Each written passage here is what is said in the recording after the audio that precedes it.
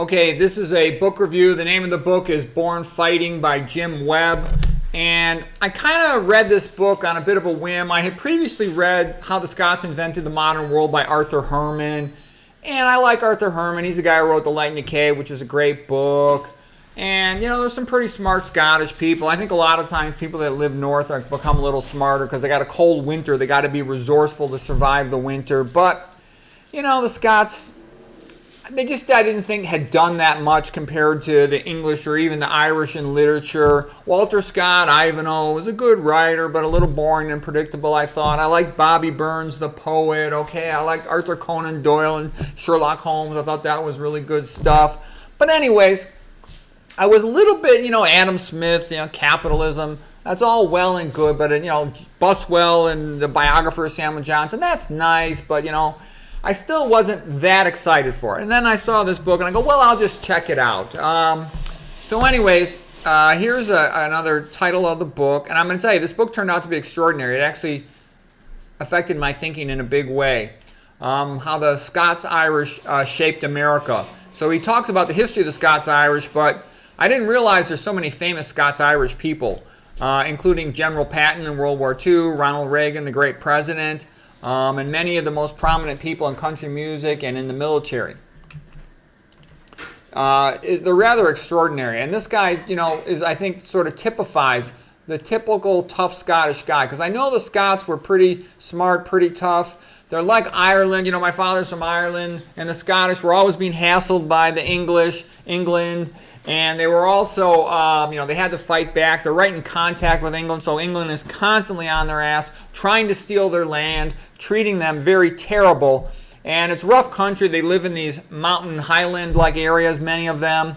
So they're really tough guys. And if I had to summarize the personality of the Scots after having now studied them for quite a while, or quite a bit through this book and related things that I read related to this book, their attitude's kind of like, leave us alone. And then England comes in and says, no, I'm going to make you do this. And they're like, leave us alone. And then England's like, you do as I say or I will kill you. And the Scottish attitude is kind of, well, then go ahead and try to kill me, asshole. That's their attitude. They're very ornery and tough and fight. And this guy's a perfect example. He's the author of the book. His name's James Webb or Jim Webb. He was a Vietnam soldier. He won multiple medals for bravery, multiple medals also for being wounded. He was a platoon commander, marksmanship. He later became Secretary of the Navy for the USA. He's wearing a Scottish tie. By the way, I bought a Scottish tie. I like this book so much, I bought a Scottish tie in honor of it. I was really impressed because I learned a lot of things I hadn't previously understood about the Scots. And I had a little bit of resentment, just to be honest with you. The English had moved them into Northern Ireland to take over Northern Ireland, the Ulster region, so to speak. And a lot of them weren't that nice to the Irish, but I didn't fully understand it. England wasn't that nice to them either. When the people from England went to USA, you think of them as the New Englanders, the wealthy people, all these educated founding fathers that have read all these books, they're literary and scholars and stuff. When you think of the Scots Irish, they're poor. They went to Appalachia, the Appalachian Mountains. They're poor, and they're stereotyped by the USA. The public schools hate them, and they call them white trash and things like that. But you start reading about them, you're like, holy crap, these people are impressive. Okay, so anyways, here's Jim Webb when he himself was in Vietnam. Later on, here he is as a Secretary of the Navy. He was involved in a lot of big stuff, and he had other really high positions in government. He was a senator. Okay, so I just want to show you real quick a map. I think this video is going to be worth your while. It's an extraordinary history that's hard to put all together. I put it all together for this talk because I found it so interesting. So, here of course is Ireland. Here's Northern Ireland. Here is England. Here's Wales. Here is Scotland. It's just north of England. They got to live in cold weather. This line right here is Hadrian's Wall, where the Romans built a wall to wall off the Scots, because the Scots were pretty vicious fighters back in the good old days. Okay, they were the Celts, and they also had the people called the Picts who would paint their faces, and they were tough fighters. They would fight to the death. Okay, and Rome briefly got all the way a little farther up to the Firth of Forth and built Antonine Wall, but they fought them back and knocked them back to Hadrian's Wall, and that's where the truth stood for a long time. Okay, so the Romans could never conquer the Scottish people. They conquered England, but they could not conquer the Scottish people. Okay, and that tells you a lot about them, because Romans conquered just about anybody they went next to. Okay, but they couldn't conquer the Scots. The Scots were great fighters. And there's a lot of highlands and mountain lands. It's very beautiful. Look how beautiful this is. This is typical Scotland, okay, Loch Lomond. And there's a magnificent song about this, but this is the kind of picture you should have in your mind of Scotland. I'll show you another picture kind of like that too. Here's another Loch Lomond, the old castle. Okay, and remember the movie Braveheart. Braveheart's one of the greatest movies of all time. And that really tells the story like it was. The English were just brutalizing them, and they fought back. And there were other battles that fought. This one came a little later, Bonnie Prince Charles, okay? And, you know, it gets a little complicated, but that's a big story, and it's related to Loch Lomond, okay? Do I fight to the end, or is it time to retreat? Anyways, it's big stuff, the attempt at Catholic renewal in Scotland. Now here is, and, you know, getting freedom from England. I think this is the best version of Loch Lomond. You'll take the highway, I'll take the low way, together we'll meet. All right, so it's a magnificent song. I'll actually try to remember. I'll put it in the links below, and I got a couple other songs. I'm trying to get you in the mood for this. This is a big event, okay? This is Scotland. I finally understood the place. I finally understood the people. Because I've known a lot about them, and I've known a lot of them, but this was something else. Scotland the Brave. This is in their blood. Like I said, they're some of the most fiercest, tough people you'll ever see. And I think Ireland, you know, Irish Catholics, I think we're more fun. I think we're more literary than they are. I think we're funnier than they are. But man, are they smart and tough. I think they're smarter and tougher than the Irish. And I don't say that willingly or easily. I say that reluctantly after having been so impressed by studying them. So Scotland the Brave, magnificent on the bagpipes. Okay, here's Amazing Grace. The bagpipes, Scottish Dragoons are magnificent, okay? I'll try to link to all this stuff, their songs. And here's the movie Braveheart with Mel Gibson, and it's a true story. That's what happened, okay? William Wallace was a great man, and he did the best he could to help the Scottish get some independence from England. And later on, Robert the Bruce was a bit of a weasel early on. He later came back and was a great man, and he was victorious at Bannockburn, the Battle of Bannockburn, which was a big victory for the Scottish over the British and English, and that helped them to get some measure of independence for a while. Okay, but yeah, if you haven't seen this movie yet, it's one of the greatest movies of all time, Braveheart. That's real life, okay? That's real life for the Scots, and that's what it was like for the Irish. Sort of the weakness of the Celts, the Celtic people like Scotland and the Celtic people like Ireland, and I love this Celtic tie, was that they tended to be loyal to a tribal leader, to an individual who they knew, as sort of a bottom-up organization of their military, which made them very effective for their number. But what would happen is when they would come across England, where the people were loyal from the king down, they had this national army. It was just too many people. It was too overwhelming. So even though they were man for man much better than the English, let's say 2 or 3 times as good, they could be outnumbered 5-1, and they just didn't have much of a chance, okay? And that's a lot of times how all these countries were destroyed. In Ireland, they had all these chieftains in separate spots, but they couldn't coherently, consistently unify, and so they got their butt kicked by England, for example. And something similar happened in ancient Greece. You know, all the ancient Greek city-states, Athens and Sparta and the other Greek city-states, you know, they were able to unify to fight the Persians, and they defeated the Persians, you know, early on, like the Herodotus wrote about that, you know, near around 500 AD. However, they could not later unify as effectively, and Macedonia came in there and kicked their butt, you know. King Philip of Macedon and later his son Alexander the Great. So Alexander the Great loved the Greeks, but still, he was in charge of them in a sense, okay? So people unable to unify end up getting their butts kicked in the real world. That's just how it goes. All right, now here's something interesting from the Revolutionary War in 1780. This is the Battle of King's Mountain. So the English there, where the Redcoats were there, and they were sort of hassling the mountain men of the United States, which is a lot of these Scots Irish guys. And they expect the Scots Irish to back down, but the Scots Irish people said basically, F you, England, and they fought them in the mountains, and they kicked the crap out of the English. The English couldn't believe it, okay? So it's a very famous battle, the Battle of King's Mountain in South Carolina, 1780. All right, and the Scots Irish mountain men kicked the crap out of the British, and it was a big surprise victory. So, and then I remember learning about all these guys when I was growing up, just vaguely. I didn't have a deep understanding of them, but I remember hearing about Lewis and Clark with Thomas and Jefferson exploring the West. You know, all these guys with their buckskin coats. You know, they kind of look like Indian gear, and you know, how heroic and brave they were. And I heard all these guys. I just thought they're early Americans, frontiersmen. I didn't realize most of these guys are Scots Irish, okay?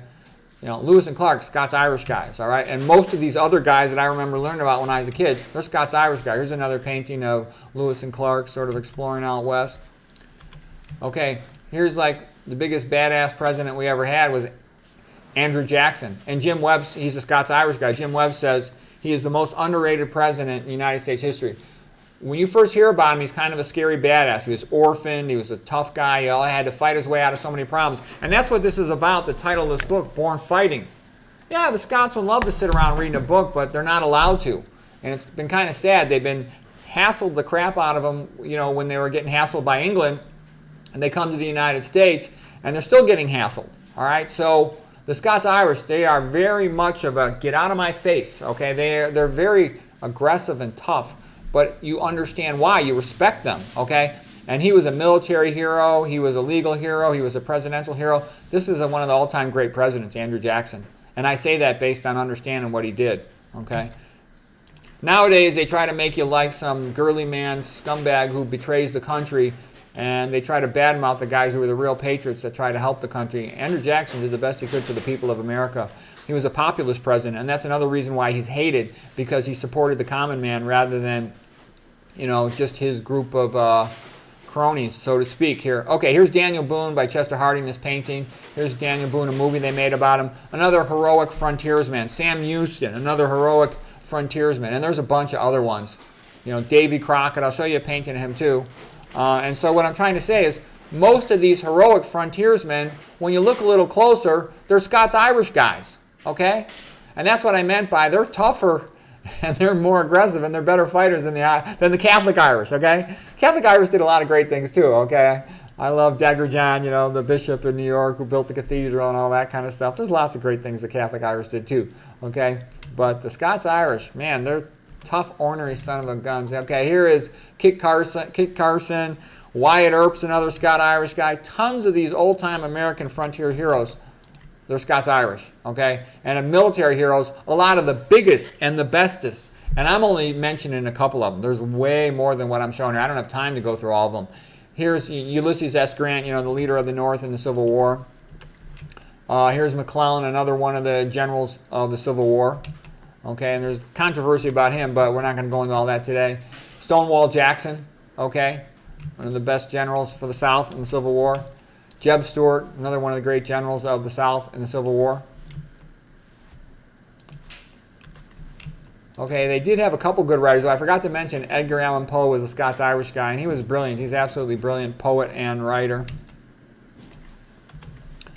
Okay, now here's a guy who was a good guy, this guy, William Jennings Bryan. And he was, a politician guy largely, but the reason why I think he's interesting too is he was trying to defend Christianity at the Scopes monkey trial was called, about the teaching of evolution in the schools.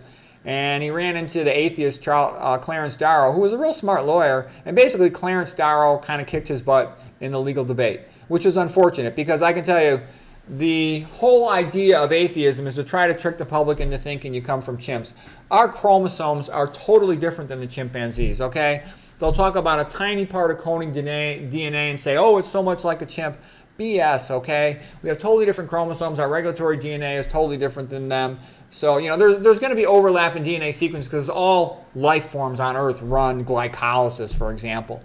All right, well, anyways, this became a very famous thing and helped push evolution to be taught more in the schools and taught eventually exclusively with no teaching of intelligent design and creationism. Okay, I'm an A+ student at Stanford in evolutionary biology, and I believe that all this life on Earth was created by God. Evolution can't explain it. It can only explain microevolution. It can't explain macroevolution. People who tell you otherwise, they don't know it. Look up James Tour if you want to see a contemporary guy, and Stephen Meyer if you want to see contemporary people that know a lot about evolutionary biology. Douglas Axe, there's a whole bunch of other ones. It's God's creation, okay? When you really know biology, biochemistry, molecular biology, and I have a very high level of knowledge of that stuff, I can tell you, it's God. It's so far beyond anything that could happen by accident or mankind. It's not even funny. So anyways, this is the famous Scopes trial, Scopes monkey trial, William Jennings Bryan. He also had the famous speech, don't crucify us on a cross of gold. That's another big speech of his. All right, here's Robert McCormick, Colonel Robert McCormick. He's another guy who's a bit of a badass, Scots-Irish guy, World War I hero. He was pretty rich. He ended up owning the Chicago Tribune newspaper, and then he donated money to build a place called McCormick Place, pretty famous place in Chicago. And he donated money to build a military park called Cantigny, which is a beautiful place for family picnics, and it's one of those places where they got all these old World War I, World War II tanks, and the kids can climb on them, so it's a nice place to go for a picnic, nice gardens, kind of like an arboretum, like the Morton Arboretum, plus they got military museums that you walk through, and they're quite impressive and interesting, so it was nice of him to donate that money. Never had any kids, so if you don't have any kids, you end up having more money, you can do things like that. All right, now here's Alvin York, and this is a typical Scots Irish guy. He's like the greatest military hero of World War I for the USA.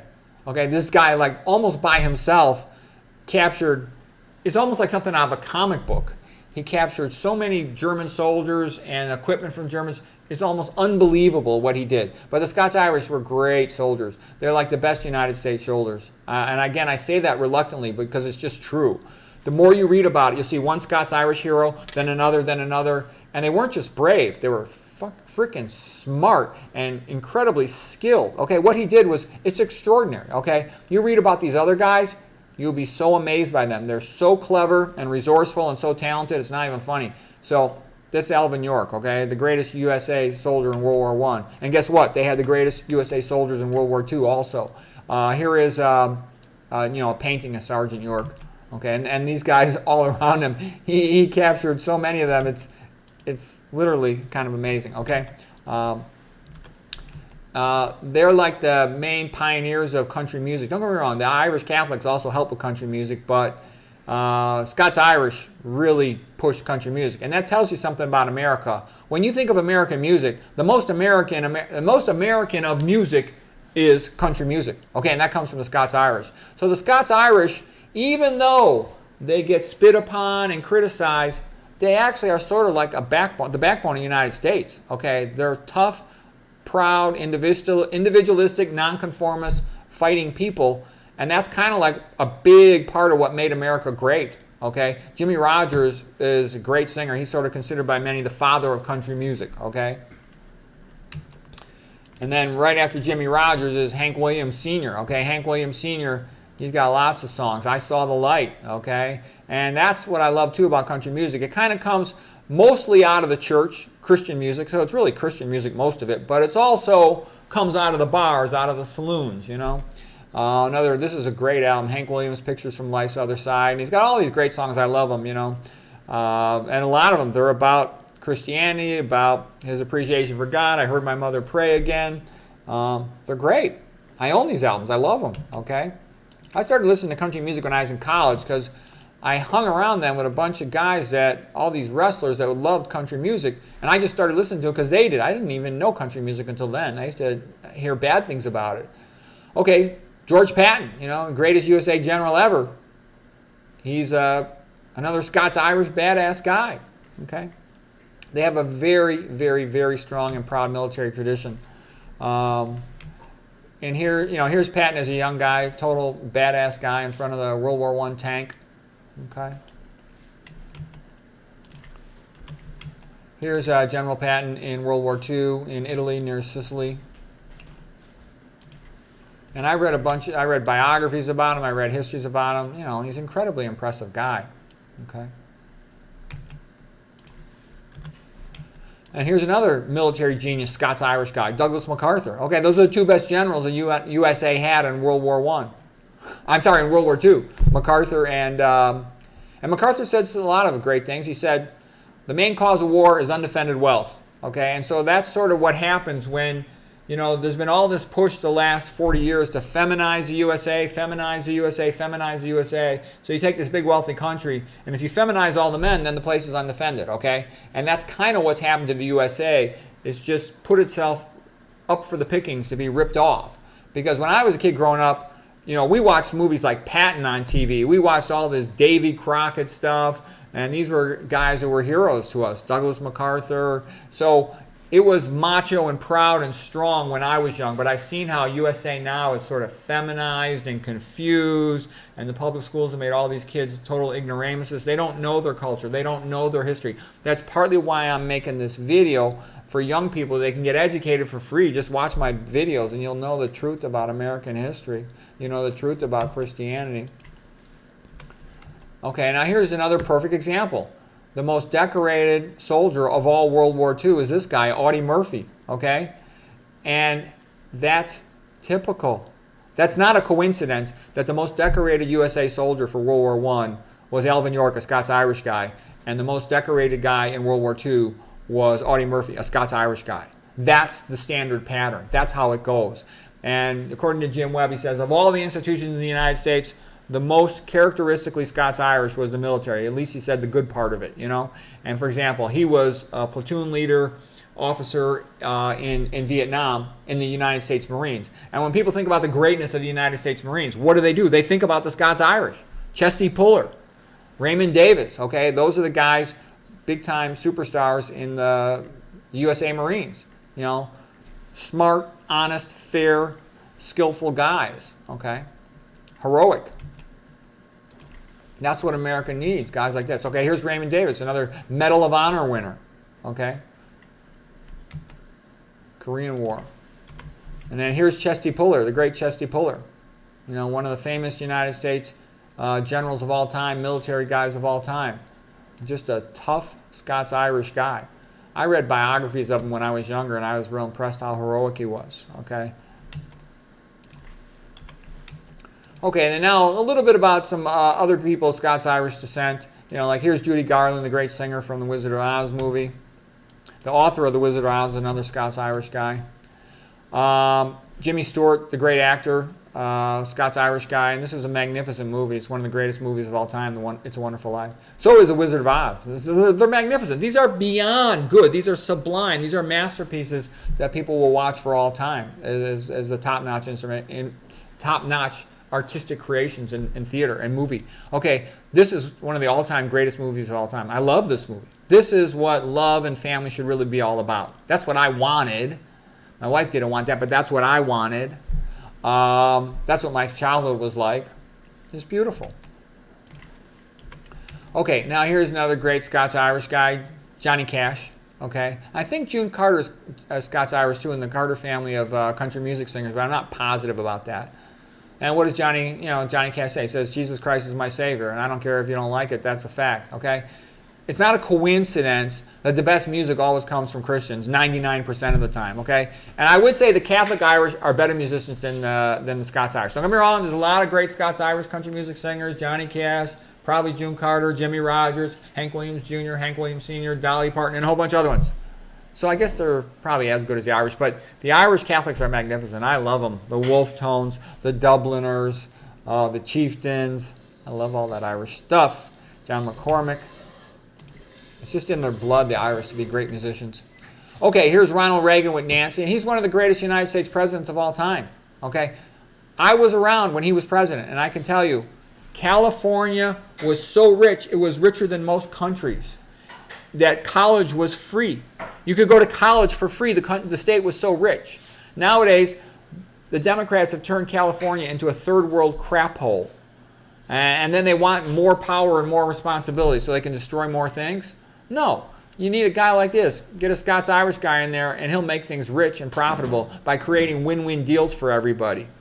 Instead of, pretending he's going to save the environment by taking everybody's stuff away. Give me a break.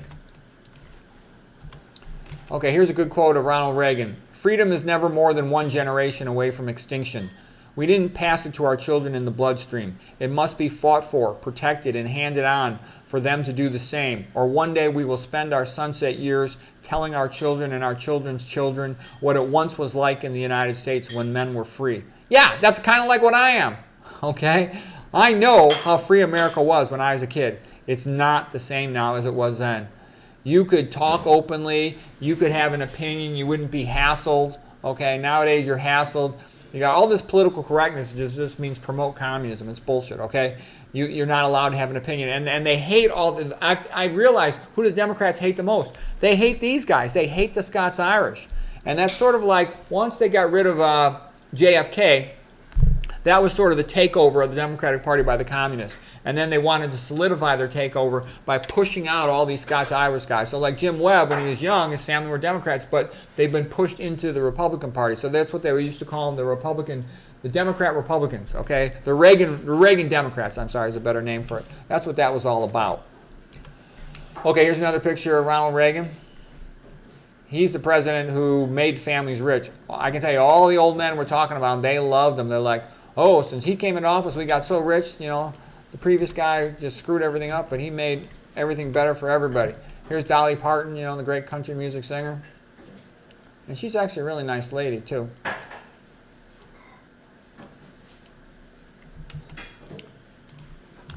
Okay, here is Hank Williams Jr. And man, his country music album, All My Rowdy Friends Have Settled Down, that's maybe the greatest country music album of any country music album ever. So here he is when he's a young guy. Here he looks more like his dad, and here he is with the big beard and everything else. Okay, but it's an awesome album. There's one great song I said, Mr. Weatherman, What Is Your Forecast? It's a great song. There's lots of great songs on that album.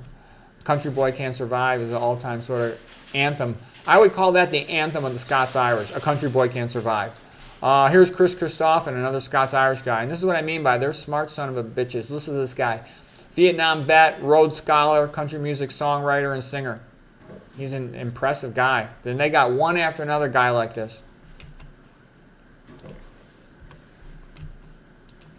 Okay, look at Mel Gibson, another Scots Irish guy. And, you know, this guy, he's not only one of the greatest actors of all time, he's really smart, really nice, honest, tries to do the right thing. He made some of the greatest all-time movies ever. His movie, Braveheart's one of the greatest movies ever made. He made other movies that were good, Mutiny on the Bounty. He was very good at, he's probably the best Hamlet. Laurence Olivier is good, but I think Mel Gibson's was better. His Hamlet was better. And he made lots of other movies that were great. The Patriot movie was a great movie, but Braveheart's the best one.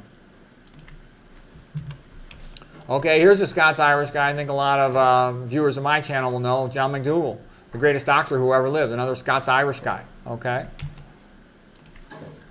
Here's another great Scots Irishman, Jeff Nelson, a brilliant Yale, Stanford graduate who's done all kinds of wonderful things in the nutrition community, and he's an author of multiple books. Another guy trying to help the people and tell the truth. Not selling out, doing right by the people. Okay, a couple more words here from the book by Jim Webb. His grandmother told him, she said, "We are Scots Irish. We are born fighting." And that's the title of the book, Born Fighting. And I understand that after reading this book, it's one conflict after another. The English are in their face. English are in their face constantly. Okay, and then in the USA, they've been getting in their face too. Okay, so he says, so his grandmother told him, "We are Scots Irish. We are born fighting. We will never back down if the fight is right." Okay, that comes from his grandmother, okay? He says, "Andrew Jackson is the most underrated president. I am at heart a Jacksonian after Andrew Jackson."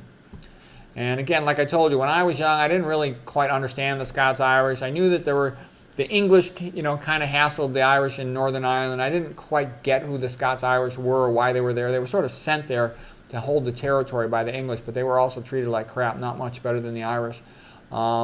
And I know, like I said, they were associated with Appalachia, the poor white people. They're often called white trash or something. We didn't know anything about them. We just heard that. Or we hear them called rednecks.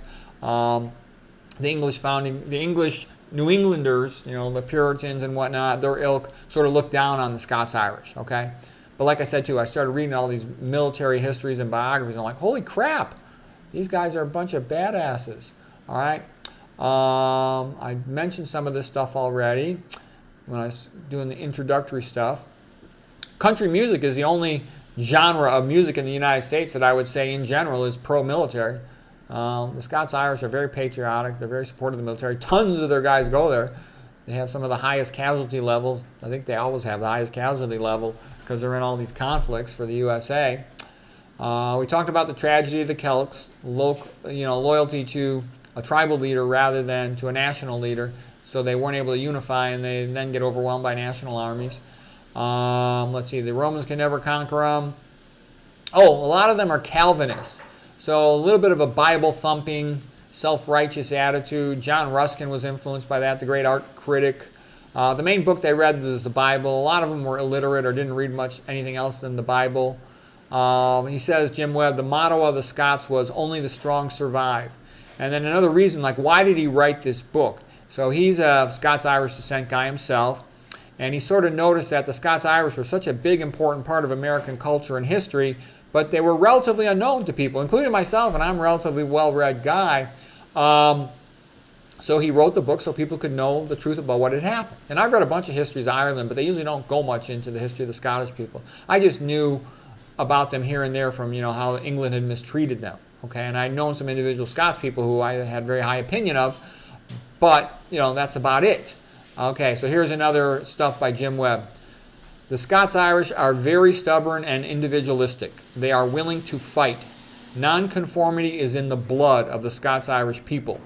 The dignity of the individual in the face of authority is a big deal to the Scots Irish people. And I think that's why the Democrats hate them so much. The Democrats hate the guts. I think they hate the Scots Irish more than any other ethnic group. And I think it's because they realize that's the only thing that could stop a communist takeover of the United States is people like the Scots Irish who said, no, we don't want USA to be communism. We want to be free. We want to keep our freedom of speech. We want to keep our freedom of assembly. We want to be allowed to live our lives. We want to own property. Thank you very much, okay? And so the Democrats don't like that. Democrats want slavery as fast as they can get it. So they don't like the Scots Irish, and now I understand why. Because they see the Scots Irish as somebody with the ability to oppose them versus everyone else they think is a bunch of weaklings and stupid and easy to control, can be corrupt, can be paid off, but not the Scots Irish. Okay.